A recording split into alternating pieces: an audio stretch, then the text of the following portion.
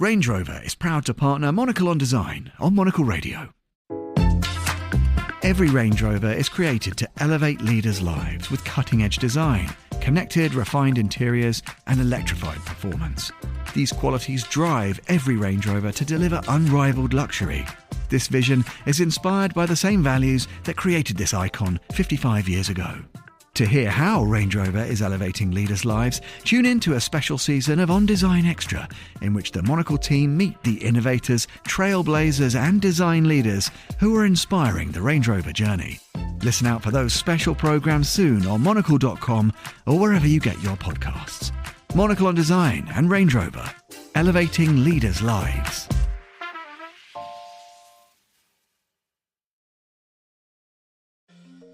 Our experience of space and of the objects around us is shaped by memory, both personal and collective. So, what does this say about design? Can architecture change depending on who's looking at it? And what happens when designers invite users to actively take part in shaping the world? Perhaps the best places and products aren't just beautiful and functional, but help us to develop connections to them and the people around us. This is Monocle on Design.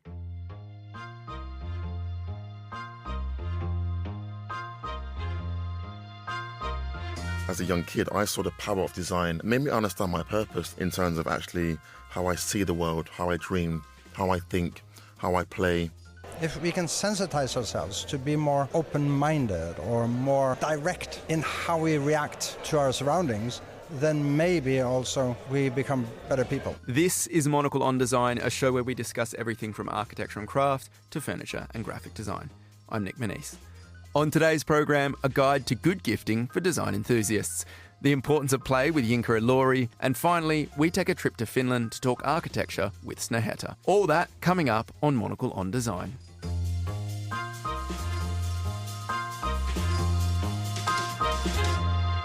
Grace Charlton, Monocle's associate editor. It's your birthday soon. There's a lot of pressure on the people in your life to find a good design-minded present. Is that a fair assumption? That is a very fair comment. This is a time to send out a prayer to my family and loved ones. It's the big 30, an exciting decade. I didn't realise we were going to get that on air. No, of course. Okay. What, are you saying it's No, I mean 30 is the new 20, yeah. I guess, is what we're going for. And what's really important is that I look 25 still, and cab drivers tell me that every day. This is key, and you shouldn't be asking them whenever you get in or whenever they're driving past, how old do you think I am? that is probably not appropriate behaviour. But what I want to talk about appropriate gifts for design enthusiasts. How do you hope people are kind of approaching your birthday and gift selection? So, my love language, it's not quality time. I don't need that. I don't need touch. I don't need words of affirmation. It's gifts. My long-suffering boyfriend is quite lucky because I just tell him what I want. He doesn't need to guess. Sometimes he tries to go off the list that I've given him. Wrong. He comes crawling back to my gift ideas. This year I've asked for a vintage Sankyo 4000 digital clock so I can finally not have my phone in my bedroom and I can just have like an alarm clock waking me up in the morning. I specifically asked for the cream and the silver version. He found an orange one online and asked me if that would work. I said, no, it doesn't work with the color scheme. So I think, but that's a beautiful object of design because it will come into contact in everyday life. I mean, and not to pull and remind me of how much I love him. No, not to pull back the curtain on this, but the reason we're doing this is because we want to also, we're not just talking about, this isn't just trying to help Giles out. This is also about trying to, I guess, give our listeners some recommendations. So tell us why this clock in particular, what kind of makes it special? I just think it's a really cool piece of design. It's vintage. It's not mass market. You've got to source it from Etsy and find the specific one I would like. It's a little bit space agey. It's from the 70s. So I think a gift like that is really nice. I've gotten design gifts for my boyfriend, which are actually really for us too at the same time. Last Christmas, I got him the Splugenbrau pendant lamp, by Achille and Pier Giacomo Castiglione for Floss. And this piece of design has a really cool story. It's from 1961, and it originally was designed for a beer hall in the middle of Milan, Rogue, but you should look it up. It's unreal. It doesn't exist anymore, sadly. And the good thing about this gift is that it's also the gift of DIY. So my boyfriend was able to get his little toolbox out and get the power tool going and the guns out, and then he was like up there changing the wiring from European to UK. It was honestly, what a treat. I really did well on that one. I think it's also nice because people do want experiences, and you've also given, not only have you given him a gift, but you've also given him the experience of installation, which I think is beautiful. And I know that toolbox as well was another gift that was given to him. So it's also bringing other things into his life. I mean, that sounds magnificent. But I think you've kind of hit on something there that we talk about a lot. And I guess it's the importance of having a story behind a piece, which is why I think if we're heading into Christmas, why I think it's important, and Grace's birthday, why I think it's important to talk a little bit about gifting. And for me, it's a very similar thing. I kind of like archival pieces. I want somebody to have gone on eBay or gone to an antique store and kind of found something, not just anything. I'm also equally particular. I know in the December-January issue of Monocle, we've got a gift guide coming out. Have you got any must-haves if somebody's looking for something to give to someone this Christmas? Well, actually, I was going to shout out the gift that you got me last year, which is the trio of candle holders by Frama. The silver ones, they're so cute, and they exist, like they sit on my mantelpiece every day, and they're really sweet, and I can roll them out for dinner parties, and everyone's always like, oh, those are so cute, where are they from? You know, like something like that, like a small object, something for the table. I think that's always a good idea. I kind of love that that's being credited to me when it's actually just a leftover from a photo shoot that you called in. Hey, but I was going to do that, but then I thought you might get upset. No, I'm going to take that. I actually thought I did. No, because we work on the design team here. I think we want to inspire each other. I did get you a book last Christmas, but that's obviously clearly been forgotten straight away. I read it. Check my Goodreads. It's there. I read it. 1 star. I think you kind of can't go wrong with, I don't want a candle, but a candle holder, some sort of homewares with a little bit of weight, a little bit of permanence. I was going to say you can't go wrong with Japanese ceramics. That was going to be my suggestion or my tip. Yeah, I think just beautiful homewares as a general rule is a good thing. Speaking of beautiful homewares, Yinka Ilori is a London-based designer who does everything from homewares. I know I have one of his tea towels. Is that considered a homeware? Yeah. Yeah, I have one of his tea towels. So he does everything from tea towels through to big public installations. He's got British-Nigerian heritage, and you kind of see him draw on both of those backgrounds in his work. I guess a theme that kind of runs through all of it is this idea of community and play, and that's embodied in colour and kind of interactive works that encourage you to design. If you've ever spent time in central London in the last few years, you might have seen all these colourful geometric pedestrian crossings, and that's his work. It's those sorts of things that look to invite, I guess, a sense of joy and excitement into the mundane. I wanted to get him into the studio to talk a little bit about this. He sat down at Midori House, where we're recording this right now, and told us a little bit about the background behind that and his creative process as a whole.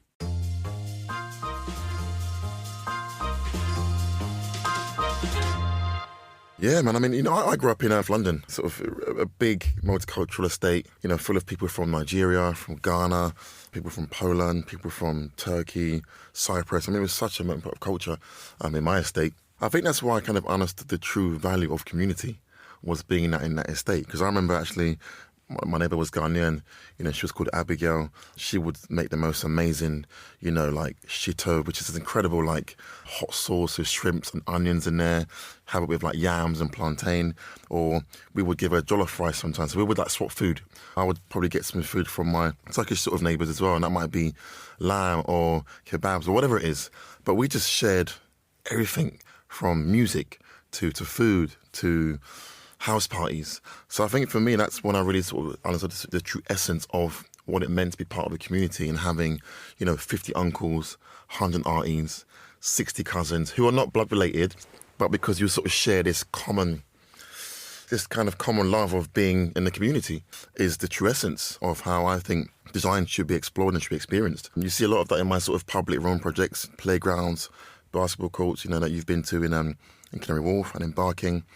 But I think because I just like the kind of collective energy that I think I get from the community and this kind of sense of belonging. So I think for me, my work is a kind of open invitation to kind of be part of this narrative, be part of the journey, and be part of the story. Because, as I said before, with my old estate that I grew up in, I might drive my car by there, or I might get a bus by there. When I look over into the play space, I remember when I was like 15 or 11 or 10 playing in that place. So community, I think, for me is everything. It is my world. How does this translate to the Yinka Ilori Foundation? So you've just set that up. Maybe for our listeners, tell us a little bit about that first, and then we can bring in the community thread. So Yinka Ilori Foundation, essentially is a foundation that looks at designing public play spaces, playgrounds, in underprivileged communities. And it's also about trying to encourage co-design with people in places like Nigeria and Ghana around the world, and trying to sort of, share transferable skills. Maybe it's making furniture, maybe it's sort of fabrication, maybe it is storytelling, whether it is design. How do we kind of educate people in these spaces who don't understand the power of design and play in those spaces? So how do we kind of give it to them, but through kind of co-collaboration? I mean, what does that look like? Tell us. Are you sitting down with pens and paper, drawing and brainstorming? It's a great question. So our first pilot will be in Nigeria. We'll be working with a few schools in Nigeria, and we'll be inviting some of our trustees. We have trustees that you may know. One is called Wale Adeyemi, an amazing fashion designer. For me, like one of the pioneers of streetwear. Peju, a curator, writer, ex-Gagosian. Peter Ajayi, an incredible sound artist, sound maker, designer artist. And they'll be coming with me to Nigeria to host workshops on fashion, curating and design through the foundation. And then I think when we sort of host the workshops, that will inform what we design in those spaces. So the whole idea is sort of based on sort of modular design. So actually, how can we sort of create modular play spaces that kind of encourages co-design, and that will be different from city to city. So maybe Lagos, you might have Accra, you might have Marrakesh.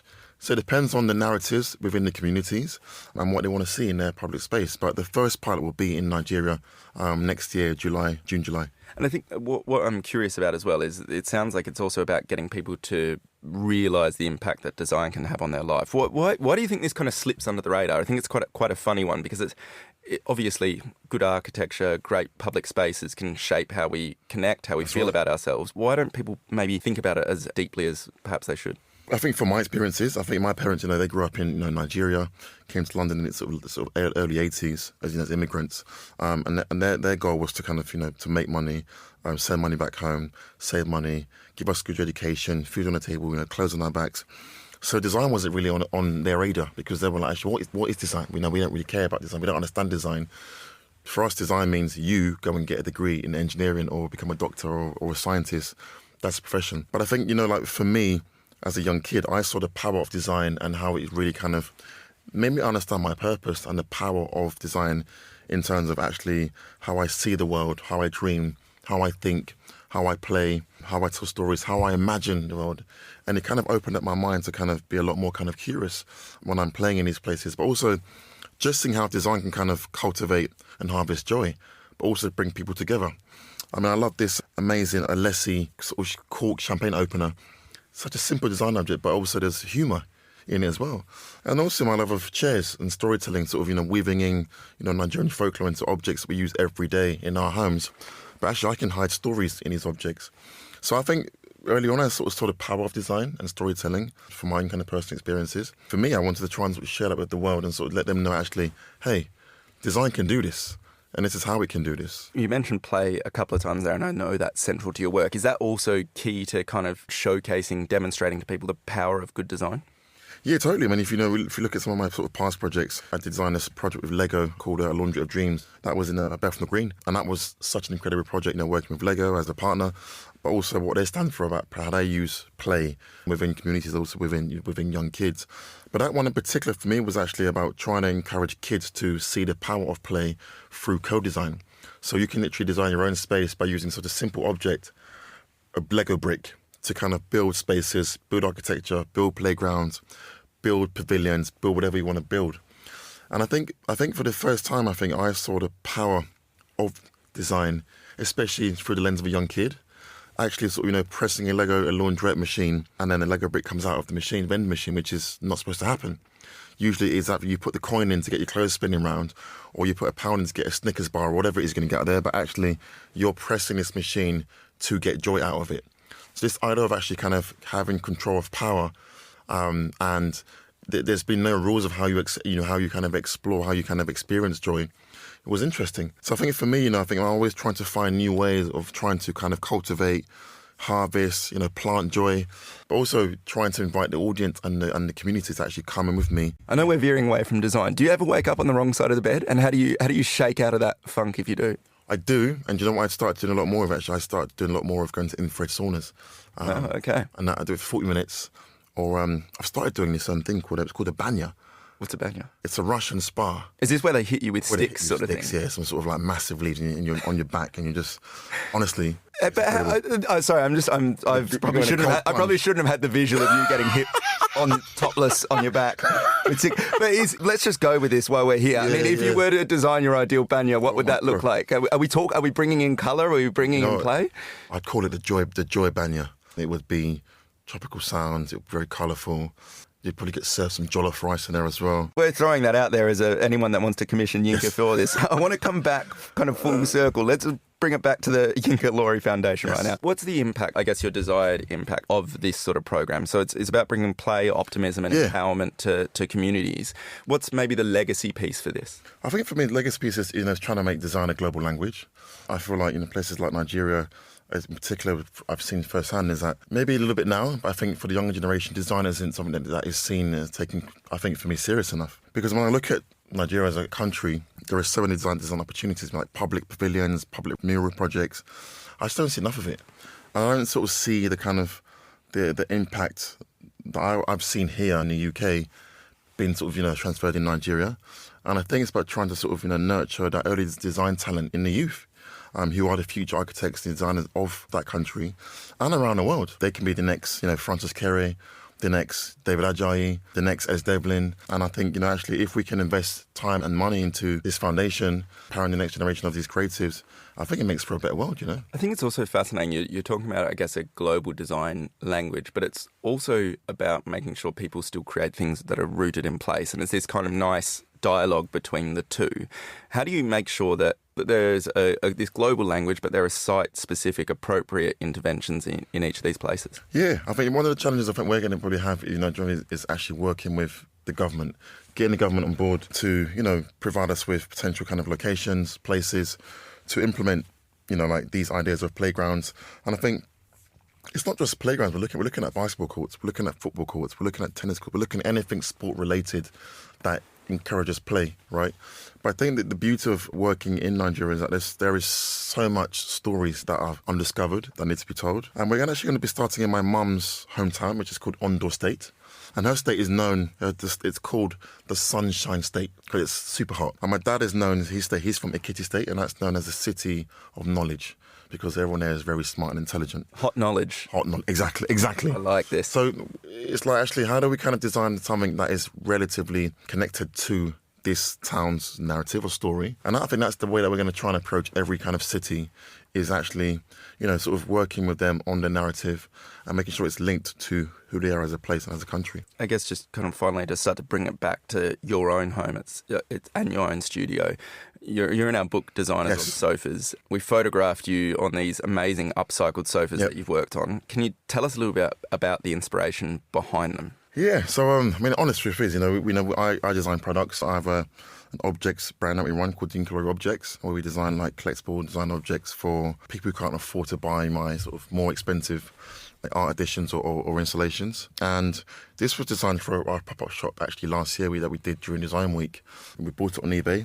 We think it's an IKEA sofa. It was all white, but I think for me it reminded me of having a similar sofa at home that we all sort of lounged on and we all sort of watched TV on. We were watching MTV Base, watching Nickelodeon, but that was kind of our kind of communal, like family sofa. So I took it into my studio. We kind of upcycled it into one of my textiles that I designed for Momentum Textiles, soft furniture upholstery company in the US, and covered it with my fabric, which was all inspired by dream catchers and dreams.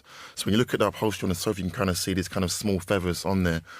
We're just trying to kind of encourage this kind of sofa, which is about dreaming and dreams. It's definitely a special piece in the studio. It has its own special place. And I spend most of my mornings and afternoons just sitting on that sofa, sketching and just dreaming of the banya. Dreaming of the banya, yes. I mean, I want to ask as well, I know the kind of the form of it you mentioned was in the book was reminiscent of I guess, the sofas that you had in your home as a child. How important is it to, I guess, keep returning to these places that are meaningful to you and special to you? I think for me it's so important, yeah. I think it definitely kind of keeps me grounded. It kind of reminds me of like, yeah, where my roots are.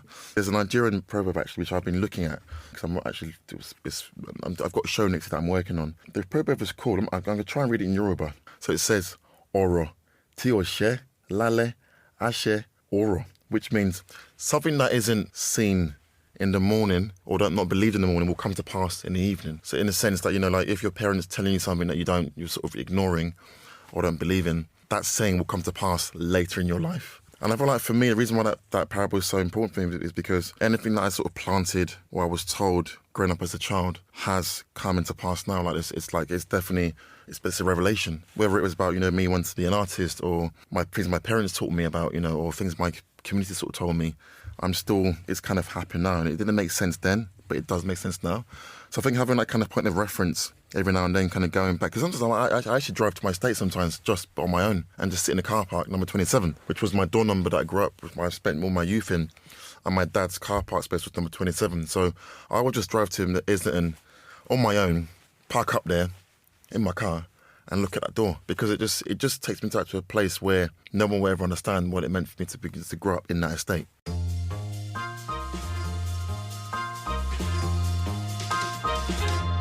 Grace, what did you make of Yinka's Yoruba saying, something that isn't seen in the morning or not believed in the morning will come to pass in the evening? Yeah, it's beautiful. I think it's sort of a good reminder that not everything is permanent and that, you know, situations change, fortunes change for better, for worse, but everything will pass in the end. So no matter how down you're feeling at a given point, just it's not forever, you know? I think that's really beautiful. And if I want to I'm going to try and tenuously ground this in design a little bit. I think there's also something to be said about letting things evolve and change and develop, whether that's an architecture project or, you know, a piece of furniture in your own home. Let it patina, let it get some little chips on it, let it have some character. Kind of be okay with that. Come to peace with the idea that things are going to evolve and change. It was interesting what he was saying as well about his sort of early memories of design. Nic, what item of furniture or a design sort of influenced you as a child and you still think about today? I feel like early on I realised the impact that the environment had on the way that I feel. I remember, you know... Oh my God, you're a really like snobby little child complaining about the like needing to dim the lights. Is that what you were saying? I'm just picturing you like your high chair and you're like, Mom, please, can you just put on the like, not the overhead lighting, the side lighting, the little piece. You want a gentle soup of light, that like just pools of light around the house, and not overhead. You want it below your eye line, especially in the evenings, because it talks to the primitive, you know, human being in all of us, which is about having fire below your eye of sight. So that's where some of the theory behind not having overhead lighting comes from. Equally, I think if we're talking about looking back, are there any, I guess, fashion or design choices that you look back on? And I brought fashion in here as well. Yeah. That you look back on and maybe cringe a little bit at. Oh my God, so many. But just thinking about my teenage bedroom, you know, my terrifying teenage self that you are scared of when I just bring her up. I used to have this bookcase in my room where I had like all my dance awards, actually, all the trophies. It's a little bit of a brag there. And then world champion, correct? World champion. And then I had like all my books set up. And then I also had stuff like the heels that I used to go clubbing in as like decorative items. As a child? As like a 16-year-old. You know, like terrifying, honestly. So horrible. And then my ballet shoes. So like a little bit of a shrine to yourself. Yeah. I guess so, yeah. That is a terrible design decision because? Well, it's so cringe that I used to have like my fake Louboutin heels like on display in my room and I would just like grab them. They were like part of the design. It's wild. And then I also had this like furry hat that I just had there as well on the bookcase as like part of the shelves. How has this evolved then? Let's get something positive here. Where have you gone to from there? I still love shelves and I will spend a lot of time. Hats. And furry hats. Heels not so much. But I think it's fun to have parts of your personality on display, but maybe not that literally. What about you, Nic? Did you used to have like football Guernseys framed and signed and pin-up posters and all of that? No, there were lots of objects in my room. I think I've kind of always had that. What I remember kind of hitting a point as a kid and maybe being like 16 and still having like a Lego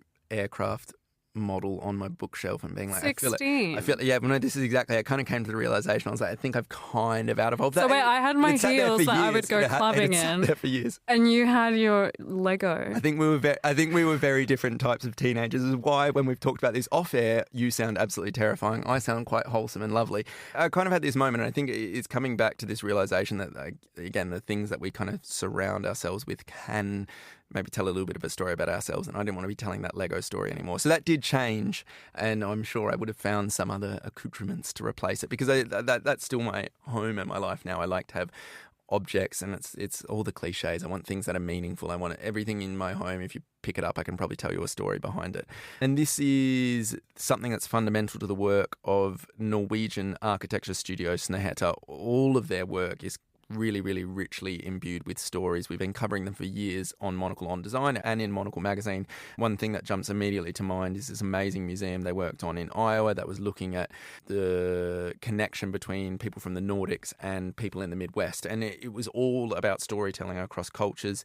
That's something that is certainly driven by Kjetil Thorsen, who was one of the founding partners of Snøhetta. Monocle's Petri Bertzoff met with Thorsen on the sidelines of Finland's Spirit of Paimio conference, where Thorsen was giving a lecture on the role of architecture in reconciling the needs of the present and the future with the gift of heritage and legacy.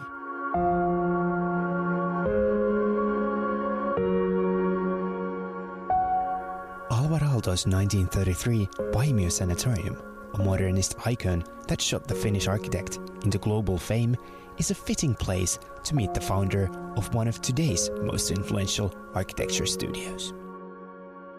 Founded in 1989, Snøhetta has grown into a global practice with a unique yet hard-to-define design aesthetic.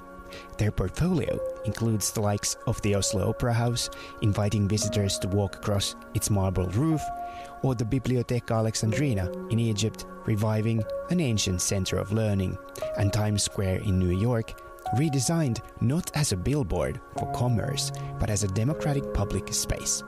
Snøhetta projects often blur the boundaries between landscape, architecture and culture, and the studio treats design as a collective act, where landscape architects, designers and architects work side by side.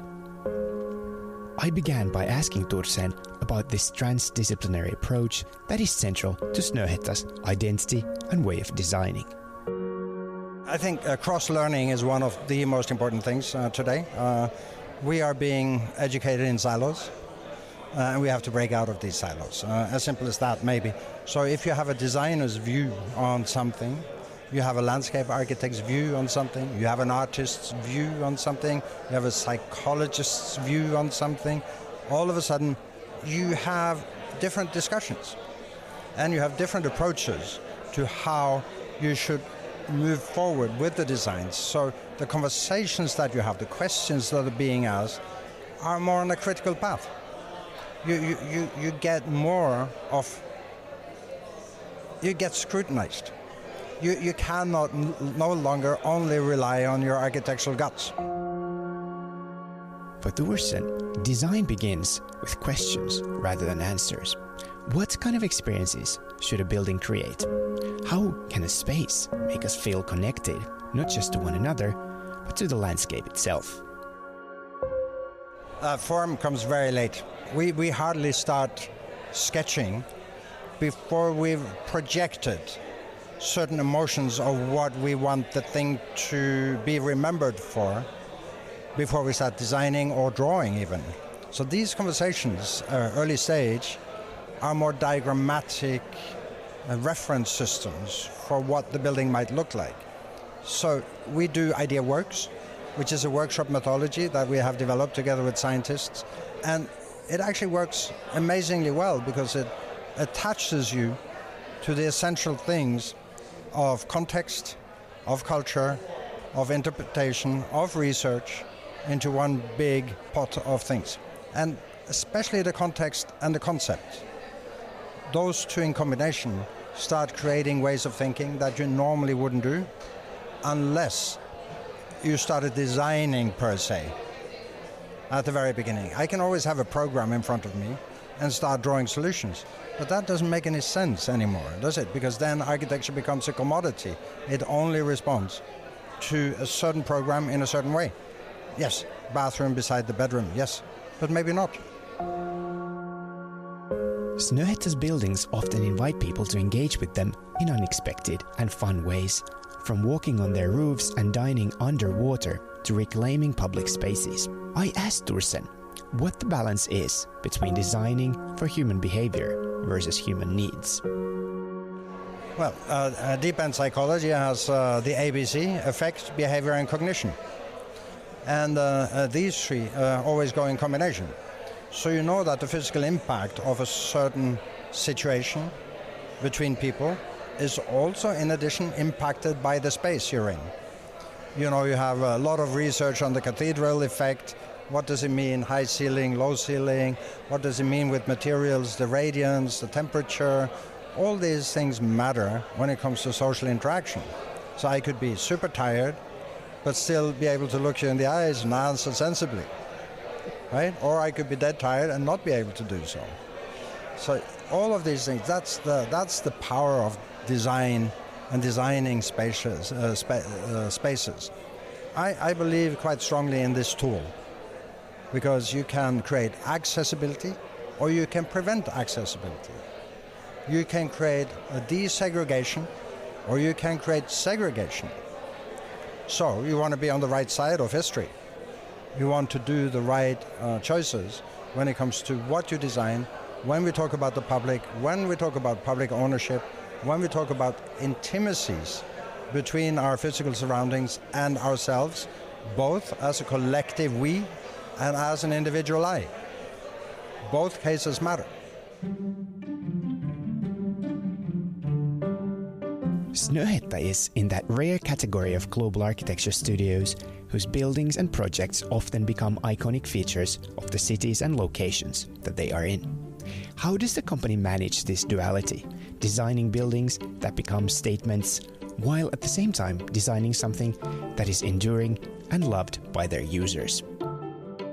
It's a good question, and as I've said earlier, also it's not so easy to answer. But if you assume from the affect, behavior and cognition part of psychology that the effect it has on us is something that you carry with you after you've been there. Let's say it's the memory when you want to portray what you've experienced to someone else or bring someone else there because you've experienced something special. That is maybe some sort of contemporary monumentalism.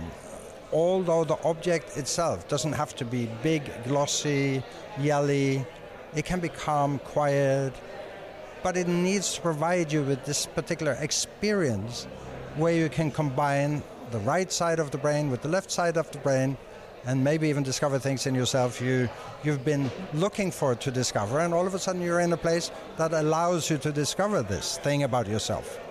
That's the sensitization I was talking about in the lecture also. If we can sensitize ourselves to be more open-minded or more direct in how we react to our surroundings, then maybe also we become better people. Snøhetta is known for having a structure that is famously non-hierarchical. Thorsen is convinced that today's complex world requires more flexible and progressive ways of working. One of the biggest mistakes we're doing is oversimplifying. There are always people with simple solutions to complex problems. I'm not one of them. We need to be together in order to solve that. That's how we utilize the different professions. That's how we cross over. That's why we call it transpositioning, rather. You're in the team as a human being, not necessarily as an architect or engineer or a psychologist. You are there because you like music, for instance, or you're there because you've just read a book that actually is the right book to have read just before you start this, or you've just been traveling somewhere to see or learn something that contributes into this group.